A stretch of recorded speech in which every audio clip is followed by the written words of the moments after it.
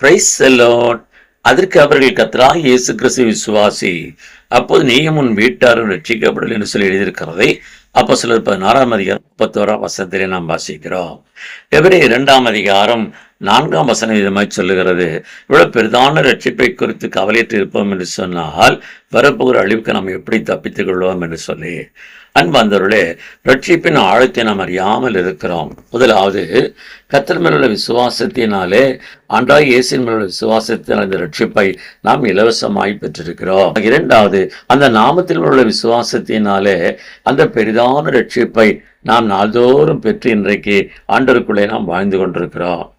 மூன்றாவது, இலவசமாய் பெற்ற ரட்சிப்பிலும் ஒவ்வொரு நாளும் அவர் நாமத்தின் உள்ள விசுவாசத்தினாலே ரட்சிப்பை அடைந்திருக்கிறோமே, அந்த ரட்சிப்பின் வாழ்க்கை நாம் நிலைத்திருக்கும் போது அந்த ரட்சிப்பு என்கிறது நம்மை நித்திய ராஜ்யத்திலே சேர்க்கிறதாக இருக்கிறது.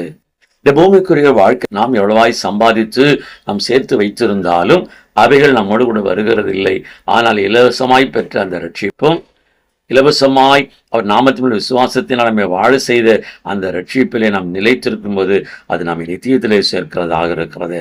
எனவே நாம் பெற்ற அடைந்த ரட்சிப்பினுடைய மேன்மை அறிந்து உணர்ந்து அந்த ரட்சிப்பிலே நிலைத்திருந்து அந்த ரட்சிப்புக்கு ஏற்ற வாழ்க்கை நாம் வாழ்வோம். தேவன் நிச்சயமாகவே நம்மை நித்தியத்திலே சேர்ப்பார். ஆமென்.